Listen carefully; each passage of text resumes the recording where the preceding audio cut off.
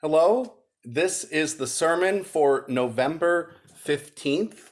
It is based on Psalm 90, or at least the first 12 verses, which I'm going to read now. Lord, you have been our refuge in all generations. Before the mountains were brought forth, or ever you had formed the earth and the world, from everlasting to everlasting, you are God. You turn us back to dust and say, "Turn back, you mortals." For 1,000 years in your sight are like yesterday when it is past, or like a watch in the night. You sweep them away, they are like a dream, like grass that is renewed in the morning. In the morning it flourishes and is renewed, in the evening it fades and withers. For we are counted by your anger, by your wrath we are overwhelmed. You have set our iniquities before you, our secret sins in the light of our countenance. For all our days pass away under your wrath. Our years come to an end like a sigh. The days of our life are 70 years, or perhaps 80, if we are strong. And even then, their span is only toil and trouble. They are soon gone, and we fly away. Who considers the power of your anger? Your wrath is as great as the fear that is due you. So teach us to count our days, that we may gain a wise heart. Turn, O Lord. How long? Have compassion on your servants. Satisfy us in the morning with your steadfast love, so that we may rejoice and be glad all our days. That was actually the first 14 verses. Please join me in prayer. May the words of my mouth and the meditations of all our hearts be acceptable in your sight, O Lord, our rock and our Redeemer. Amen. The Bible, or at least the Protestant Bible, is a collection of 66 different books. Some of these styles I connect with more. Some of them you might connect with more. I tend to prefer the narratives. I tend to prefer the parts of the Bible that tell a story. I like to read a story. That is the type of literature I tend to engage with more. The Psalms are a collection of poems, 150 different poems on a wide and diverse range of themes and focuses. Poetry isn't often my thing. As I said, I tend to prefer a story. And when I read the Psalms, to me, they are often rooted in an emotion or in an experience, or because of their relative brevity, one idea. That tends not to be what I connect to as much, but it might be what you connect to. Maybe you like a short, brief idea. Maybe you like being able to focus on an emotion or a thought rather than the arc of history, rather than the arc of things. This psalm is one that resonates with me. It resonates with me because it has been used in so many different ways. It resonates with me in some ways because of one of my favorite authors, Gene Wolfe. He uses this psalm at the start of his best-known series. He's got here these words, and I'm going to sing them and see if you recognize them. 1,000 age... Oh, God. 1,000 ages in thy sight are like an evening gone, short as the watch that ends the night before the rising sun. He opens by quoting a poem that we might know as a hymn by Isaac Watts. O God, our help in ages past, our hope for years to come, our shelter from the stormy blast, and our eternal home.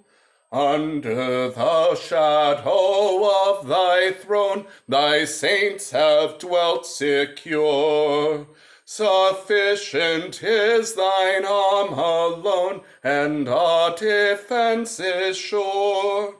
Before the hills in order stood, or earth received her frame.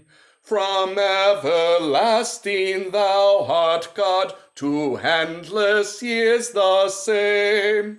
1,000 ages in thy sight are like an evening gone, short as the watch that ends the night before the rising sun. Time, like an ever-rolling stream, bears all its sons away.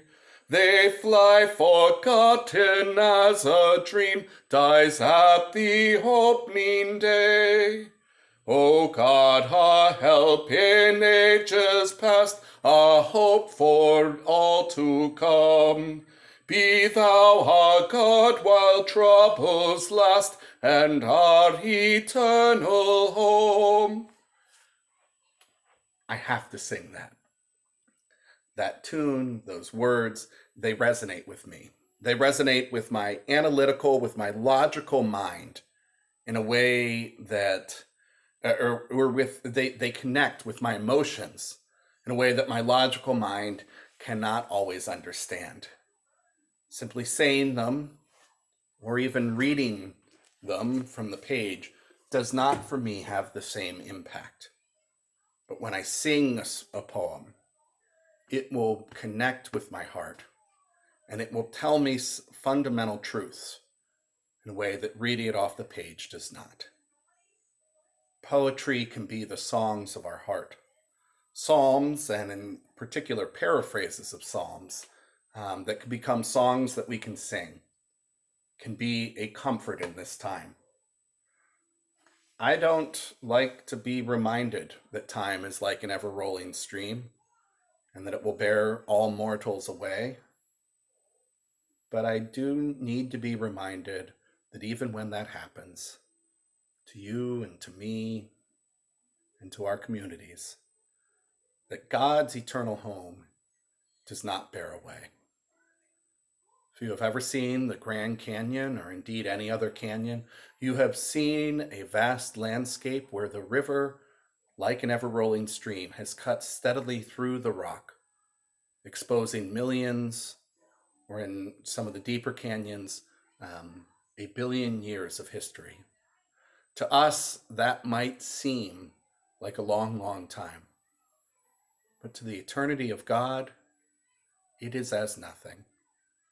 In God's eternity, the hills in order stand. In God's eternity, God is the same. His love for us endures. This series, which is one of my favorites, but is also really difficult to read, is set in a distant, distant future where science is in a lot of ways indistinguishable from technology. And its protagonist, named Severian, is a Christ figure who is returning to the earth that is very, very different, the earth that is changed greatly.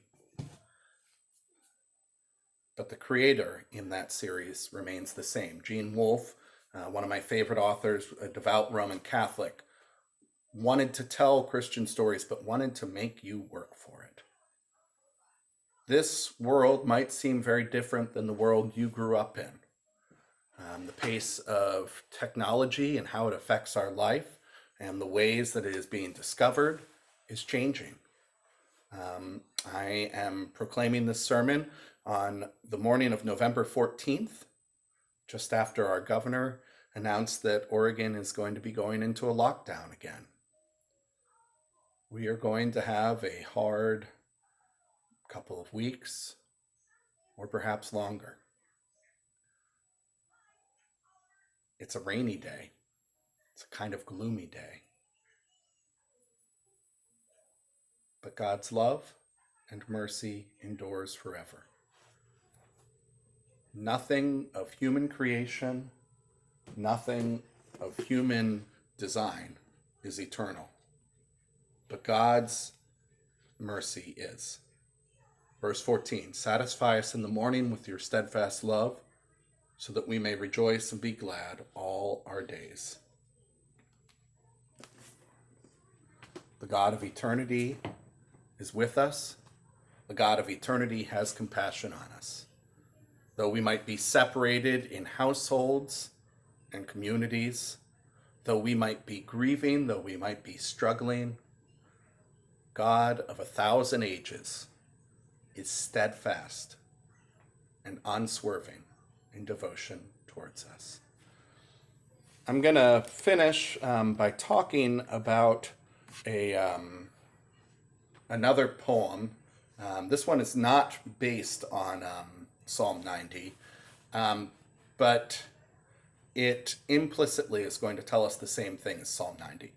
Psalm 90 and Isaac Watts's paraphrase of that, "O God, our help in ages past," emphasize the ephemerality of human creation.